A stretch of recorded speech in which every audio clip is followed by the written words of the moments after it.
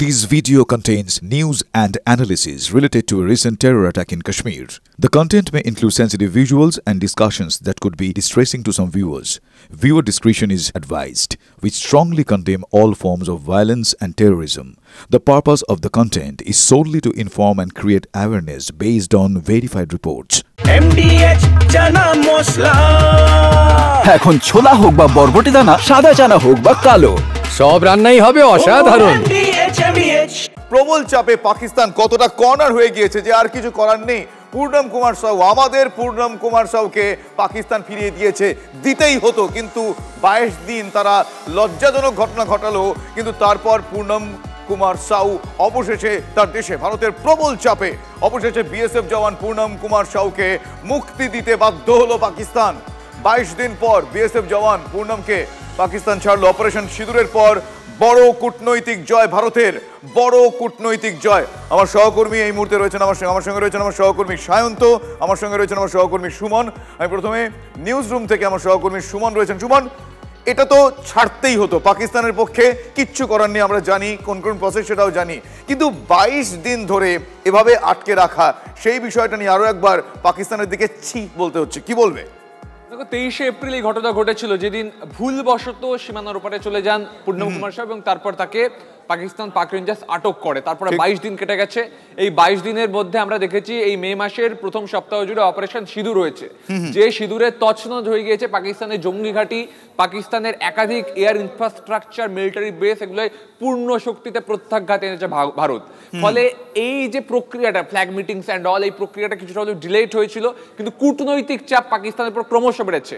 কারণ সারা বিশ্বে কোণঠাসা হয়েছে পাকিস্তান, ভারতের কাছে যে ডিপ্লোম্যাটিক স্ট্রাইক পাকিস্তানের উপরে গিয়ে পড়েছে, সেটা সিন্ধু জলবন্টন চুক্তি হোক কিংবা অন্যান্য ক্ষেত্রে, সেখানে কিন্তু পাকিস্তান সম্পূর্ণরূপে কোণঠাসা এবং জর্জরিত, এবং সেই জায়গায় ভারতের কাছে নতি স্বীকার করতে বাধ্য হলো পাকিস্তান। এবং আমাদের বাংলার ছেলে পূর্ণম কুমার সাউ, যার স্ত্রী 3 মাসের অন্তঃসত্ত্বা, কাকুতি মিনতি করছিলেন, ভারতে সদর্পে ফিরলেন পূর্ণম কুমার সাউ। আটারি সীমান্ত দিয়ে মাথা উঁচু করে অভিনন্দন বর্তমানের মতন বীর বিক্রমে আমাদের জওয়ান, বাংলার জওয়ান, তিনি কিন্তু ভারতে প্রবেশ করেছেন এবং তার কিছু শারীরিক পর্যবেক্ষণ তাকে রাখা হবে, তারপরেই কিন্তু তাকে রাজ্যে পাঠানো হবে, এমনটাই আমরা জানতে পারছি। তবে এটা পরিষ্কার হয়ে গেল পাকিস্তান ভারতের কাছে কতটা অসহায়, ভারতের চাপের কাছে পাকিস্তানকে নতি স্বীকার বারবার করতে হয়েছে, এখনো করতে হলো। একদমই। সুমন, এক্ষেত্রে আমি আরো একটা বিষয় জানতে চাই যে পূর্ণম কবে ফিরে আসবে, পূর্ণম কিভাবে ফিরে আসবে, কোন প্রসেস? এই ক্ষেত্রে আমরা দেখেছি রাজ্যের মুখ্যমন্ত্রী, তিনিও তার তরফ থেকে চেষ্টা, কেন্দ্রের তরফ থেকে চেষ্টা, কিন্তু অবশেষে পূর্ণমের এই ফিরে আসায় বিএসএফ এর ভূমিকা, বিএসএফকে ফিরিয়ে আনতে বিএসএফ এর গুরুত্বপূর্ণ ভূমিকা, সেই প্রসেসটা এখনো পর্যন্ত কি কি জানা আছে যদি একটু বলো প্লিজ। দেখো, এই ধরনের সমস্যার ক্ষেত্রে বা এই ধরনের কোনো ভুল বোঝাবুঝি হলে তখন কিন্তু ফ্ল্যাগ মিটিংস করা হয়, এবং এই ফ্ল্যাগ মিটিংগুলো খুব ইম্পর্টেন্ট, বর্ডারে করা হয়, এলওসিতেও করা হয়।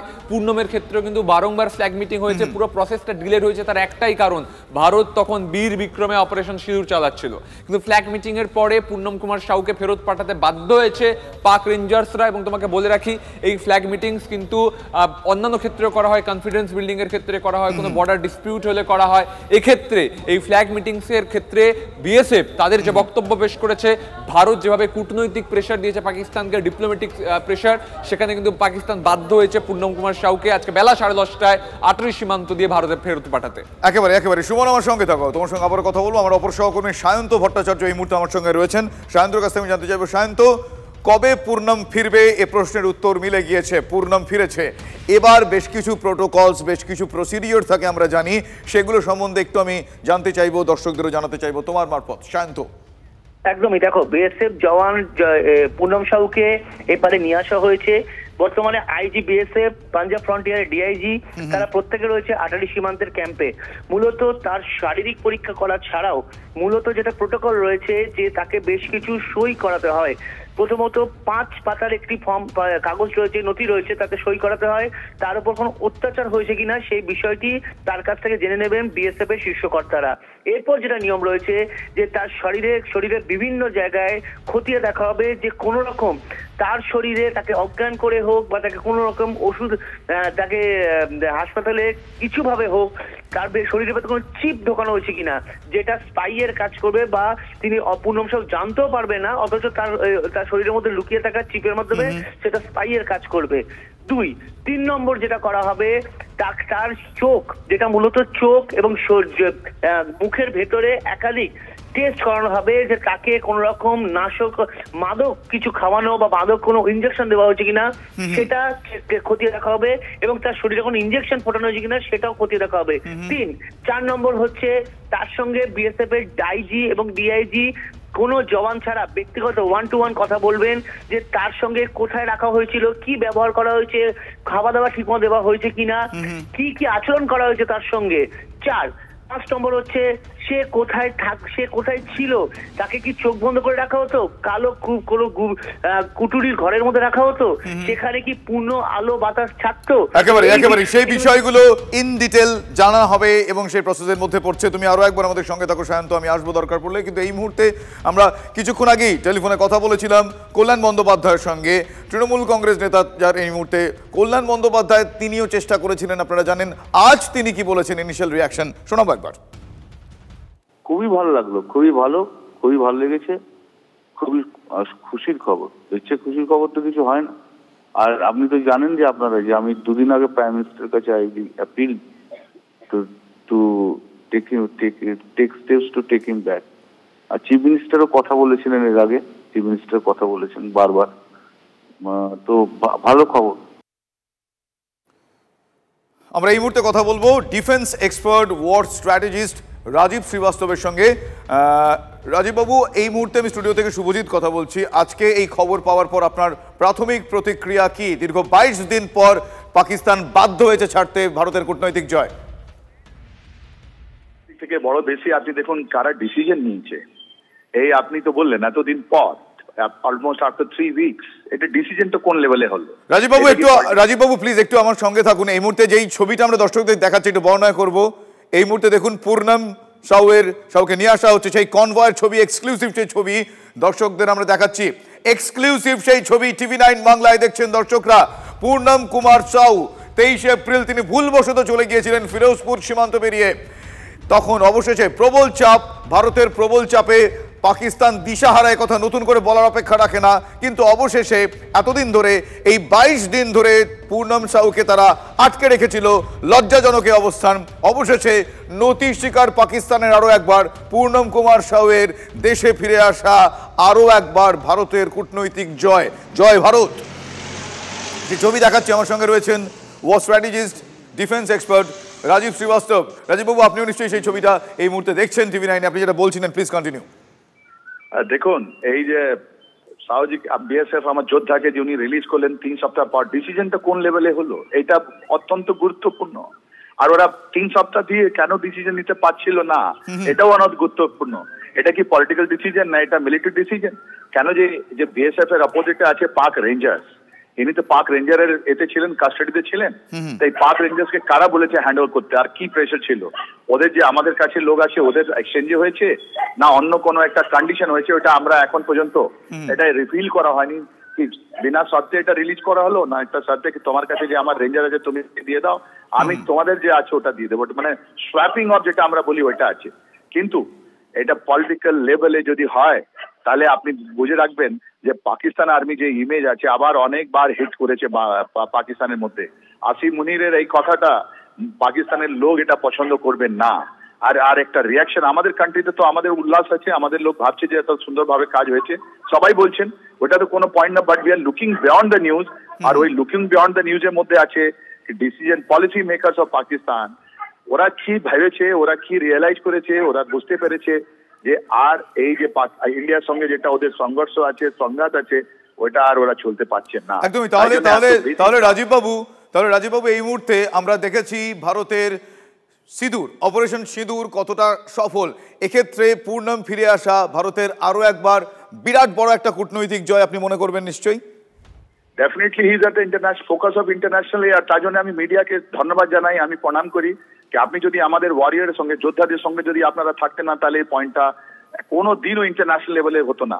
আপনারা একটা যা বলছেন, এত লোকের মাঝখানে আপনারা জিনিসটা বুঝিয়ে দিচ্ছেন পৌঁছে দিচ্ছেন, ওটা একটা চাপ হয়। ইন্টারন্যাশনাল লেভেলে আপনারা যা কথা বলেছেন, লাগাতার এর ইস্যুটা আপনি বলেছেন, একেবারে লাগাতার আমরা সেই কথা বলে যাব। আপনাদের সাপোর্টও তার মধ্যে অন্যতম গুরুত্বপূর্ণ ভূমিকা পালন করেছে। অনেক ধন্যবাদ রাজীব বাবু। এই মুহূর্তে আমরা কথা বলছিলাম ডিফেন্স এক্সপার্ট রাজীব শ্রীবাস্তবের সঙ্গে। আমার সঙ্গে রয়েছেন কর্নেল দীপ্তাংশু চৌধুরী।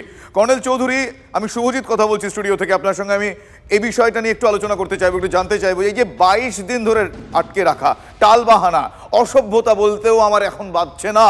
অবশেষে পাকিস্তানের আরও একটা হার, ভারতের আরও একটা কূটনৈতিক জয়। আপনার কাছে আমি জানতে চাইবো যে এই 22 দিন ধরে তাহলে তারা কি করলেন? শুভজিৎ, ভারতের আজকে আরেকটা এই অপারেশন সিন্দুর আমরা দেখছি, অপারেশন সিন্দুর এখনো চলছে। ভারতের কূটনৈতিক আরেকটা বড় জয়, big day for India today. কারণ এই 21 দিন পরে এই আমাদের বিএসএফ এর জওয়ান যাদের 21 দিন ধরে মর্মান্তিক ভাবে যাকে অত্যাচার করা হচ্ছে, আমরা জানি যে ওরা পাকিস্তান ইউনাইটেড নেশনের কোনো রুল মানে না। দেয়ার আর প্রিজনার্স অফ ওয়ারে কিছু রুল আছে, সেই রুল মোতাবেক ইউনাইটেড নেশনে ওরা মানে না। পাকিস্তান আমরা দেখেছিলাম, আপনার যদি প্রত্যেকের মনে থাকে, 27শে ফেব্রুয়ারি 2019 বুধবার, ওই দিন যার কথা আজকে উনি গ্রুপ ক্যাপ্টেন, তখন উইং কমান্ডার ছিলেন, অভিনন্দন বর্তমানের কথা আমরা সবাই জানি, এবং একটা MiG-21 দিয়ে ওদের অত্যাধুনিক F-16 মার্কিং যুক্তরাষ্ট্র, আমি স্ট্রেস দিচ্ছি, মার্কিং যুক্তরাষ্ট্র সবচেয়ে অত্যাধুনিক জেট F-16 কে মেরে ফেলে দিয়েছে। এবং তারপর উনি যেহেতু একা ছিল, একটা ডগ ফাইটে ওনাকে ইজেক্ট করতে হয়, এবং আমরা জানি ওনাকে কিভাবে ফেরত দেওয়া হয়েছিল, এবং ওনাকে শারীরিক এবং মেন্টাল এই দুভাবে অত্যাচার করা হয়েছিল। এই একইভাবে আমি শিওর যে আজকে আমাদের এই বীর জওয়ান ফেরত আসবেন, ওনাকেও অত্যাচার করা হয়েছিল। এরপর যেরকম ভাবে আপনাদের একটু আগে প্রতিবেদন বললো, সুমন বোধহয় বলছিলেন যে তাকে এখন মেডিকেলি পুরো চেক করাবে। এখন নতুন সিস্টেম অফ টেকনোলজি, কোথায় চিপ যদি ঢুকিয়ে দিয়ে থাকে শরীরে, টু আন্ডারস্ট্যান্ড যে আমরা কি কথা বলছি, যখন ওকে ইন্টারোগেট করবে অন্যান্য এজেন্সি, সেখানে ওরা ডাইরেক্ট মনিটর করবে, অথবা কোথায় নিয়ে যাচ্ছে সেটা কমপ্লিট ওরা মনিটরে দেখতে পারবে। সেই জায়গায় প্রথমেই ওকে চেক করা হবে, বডিতে কোনোভাবে চিপ ঢোকানো আছে কিনা, কোনো ইনজেকশন দিয়েছে কিনা, কোনোভাবে ওনাকে স্লো পয়জনিং করা হয়েছে কিনা, এই সমস্ত মাথার চুল থেকে পায়ের নখ অব্দি কমপ্লিট বডির এক একটা অঙ্গ চেক করা হবে। তারপর বিভিন্ন এজেন্সি যেরকম ভাবে বলছিল তাকে ইন্টারোগেট করবে, তার নিজস্ব এজেন্সি বিএসএফ তারা দেখবেন। এবং বুঝতে পেরেছি Colonel Chowdhury, thank you very much. আপনি বারবার ওই চিপের কথা বললেন, আমি বানানটা একটু পরিবর্তন করে এদের সঙ্গে বলা যেতে পারে, এদের চিপ কাজ আর কত করবে, কিন্তু ভারতের জয় বারবার হবে। Thank you very much for your reaction and explanation. এই মুহূর্তে আমাদের সঙ্গে রয়েছে আন্তর্জাতিক সম্পর্ক বিশেষজ্ঞ অনিক চ্যাটার্জি। অনিকবাবু, আপনাকে স্বাগত জানাই TV9 বাংলায়। এই মুহূর্তে আজকে পূর্ণামের ফিরে আসা কূটনৈতিক জয় কতটা আপনি কি মনে করেন, এবং এক্ষেত্রে এই দুই দেশের সম্পর্কে ভারতের আরও একবার এই জয়কে কিভাবে ব্যাখ্যা করবেন? দেখুন, পূর্ণমের এই যে ফিরে আসাটা, এটা খুবই জরুরি ছিল, কেননা পূর্ণমের জন্য সারা দেশ উদ্বিগ্ন ছিল। তো পূর্ণমের এই যে ফিরে আসা, এটা পাকিস্তান দীর্ঘদিন এইভাবে কাউকে আটকে রাখতে পারতো না, এবং অবশ্যই ভারতীয় কূটনৈতিক চাপ ছিল। সবকিছু তো আর প্রকাশিত হয় না সবসময়, মানে বিভিন্ন দিক থেকে চাপ ছিল, আন্তর্জাতিক চাপও হয়তো ছিল, কেননা এইভাবে কাউকে আটকে রাখা আন্তর্জাতিক আইনের পরিপন্থী। ফলে এটা ভারতের কূটনীতির তো অবশ্যই একটা জয়, এবং এই যে পূর্ণাম ফিরে এলো বা পূর্ণামকে ছেড়ে দিতে বাধ্য হলো কিছুটা পাকিস্তান, সেটা আমি বলবো যে কূটনৈতিক চাপে, এবং ভারতের বন্ধু দেশগুলো হয়তো চাপ দিয়ে থাকতে পারে, কেননা সবকিছু কূটনীতিতে প্রকাশিত হয় না। ফলে পূর্ণামের ফিরে আসাটাকে আমরা সকলেই স্বাগত জানাচ্ছি। পূর্ণামের ফিরে আসা আমাদের সকলকে আশ্বস্ত করলো। তবে পূর্ণামের এখন নানা রকম মেডিকেল চেক আপ সেগুলো দরকার, কিরকম কি কন্ডিশনে ছিল ওখানে, সেটা পূর্ণাম নিজেই সবচেয়ে ভালো বলতে পারবেন। সেগুলো ধীরে ধীরে আমাদের জানতে হবে। তার উপরে আগামী দিনে আরো অনেক কিছু নির্ভর করবে, দুদেশের সম্পর্ক তো নির্ভর করবেই, কেননা পূর্ণামকে কিভাবে ট্রিট করা হয়েছে। একদমই সেই আশা আমরা রাখবো, এবং সেই বিষয়টা সামনে আসবে। অনেক ধন্যবাদ আপনার রিয়াকশনের জন্য। আমরা কিছুক্ষণ আগে কথা বলেছিলাম প্রাক্তন বিএসএফ কর্তা সমীর মিত্রর সঙ্গে, তিনি কি বলেছেন আপনাদের শোনাবো। ব্যাক টু ব্যাক শোনাবো প্রাক্তন এনএসজি কর্তা দীপাঞ্জন চক্রবর্তী কি বলেছেন। আমরা জানতাম যে পূর্ণমের কোন রকম দোষ ছিল না, তবুও আমরা জিনিসটাকে, যেটা সরকার কোনো এজিটেট করেননি, হাইয়েস্ট লেভেলে কথাবার্তা হয়েছে। আমাদের একটা ফেভারেবল সিচুয়েশন এসে গেল যখন রাজস্থান ফ্রন্টিয়ারে রেঞ্জার্স তারা যে ঢুকে পড়েছিল তাকে আমরা হাতে পেলাম। এখন ওর পরিবারের মধ্যে যে আনন্দ, I think they are the happiest. ভারত সরকারের জন্য এটা বিরাট বড় কূটনৈতিক সাফল্য। আমি ধন্যবাদ অভিনন্দন জানাতে চাই প্রধানমন্ত্রী এবং তার পুরো ক্যাবিনেটকে। যেরকম ভাবে প্রেশার ক্রিয়েট করা হয়েছিল পাকিস্তানের উপর, এছাড়া ওদের কোনো অপশন ছিল না। ওদেরও একজন রেঞ্জার্স আমাদের কাছে আছে এবং পাকিস্তান জানে কোন রকম ভুল পদক্ষেপ এখানে নিলে বিশ্বের দরবারে কি হবে এবং ভারত তার কি রিটালিয়েট করবে। বিরাট বড় জয়, অভিনন্দন। এই মুহূর্তে আপনাদের দেখাচ্ছি যে ছবি, এক্সক্লুসিভ সেই ছবি। ভারতের আরো এক কূটনৈতিক জয়ের এই ফ্রেম বলা যেতে পারে। ভারতের প্রবল চাপে বিএসএফ জওয়ান পূর্ণম কুমার সাউকে মুক্তি দিয়েছে পাকিস্তান। 22 দিন পর বিএসএফ জওয়ান পূর্ণমকে পাকিস্তান ছাড়লো অপারেশন সিঁদুরের পর। বড় কূটনৈতিক জয় ভারতের। এই মুহূর্তে তার বাড়ির ছবিও দেখাবো আপনাদের। এই মুহূর্তে তার বাড়ির ছবিও দেখাবো। দেখুন বাড়িতে পরিবারের লোকজনের মধ্যে এই মুহূর্তে মিষ্টি বিতরণ চলছে। তার কারণ দীর্ঘ অপেক্ষা শুধু নয়, উৎকণ্ঠায় থাকার পর আজ যেন খানিক স্বস্তির হাওয়া তাদের মধ্যে। পূর্ণম কুমার সাউ তাদের পরিবারের ছেলে, সে ফিরে এসেছেন এবং সেই জায়গা থেকে কিছু এই মুহূর্তে প্রোটোকলস রয়েছে, সেগুলোর পর এই মুহূর্তে তাদের মধ্যে স্বস্তি। আমার সহকর্মী সায়ন্ত এই মুহূর্তে রয়েছে। সায়ন্ত, আরো একবার আমি একটু সংক্ষেপে এবার জানতে চাইবো যে এবার কোন কোন বিষয়ে কোন কোন কার্যকারিতা রয়েছে, কি কি প্রোটোকলস মানা হবে? কারণ পরিবারের লোকজনের কাছে এই প্রশ্নটা এই মুহূর্তে সব থেকে গুরুত্বপূর্ণ। কখন দেখবেন তাদের পরিবারের ছেলেকে? দেখো, ইতিমধ্যে যে প্রোটোকল গুলো তোমাকে কিছুক্ষণ আগে বলছিলাম, সেই প্রোটোকল গুলো কমপ্লিট হয়েছে বলে বিএসএফ সূত্রে খবর। এবং শুধু প্রোটোকল নয়, যা শারীরিক পরীক্ষা করার ছিল সেগুলো করা হয়েছে। ইতিমধ্যে পাঞ্জাবে যেটা আটারি সীমান্ত সংলগ্ন যে বিএসএফ এর যে ক্যাম্প রয়েছে, সেই বিএসএফ এর আটারি সীমান্ত থেকে মাত্র 6 কিলোমিটার দূরে সেই ক্যাম্পে নিয়ে যাওয়া হয়েছে। সেখানে মূলত তার সঙ্গে কথা বলা হবে। বাড়িতে মূলত এক্ষেত্রে করা হবে, এক্ষেত্রে বিএসএফ সূত্রে খবর আগামী 2 থেকে 3 দিনের পর পূর্ণম বাড়ি যেতে পারবে। সেক্ষেত্রে তাকে বাড়ি যাওয়ার জন্য রিলিজ করা হবে। তবে এক্ষেত্রে গুরুত্ব দেওয়া হচ্ছে তার শারীরিক অবস্থার দিকে।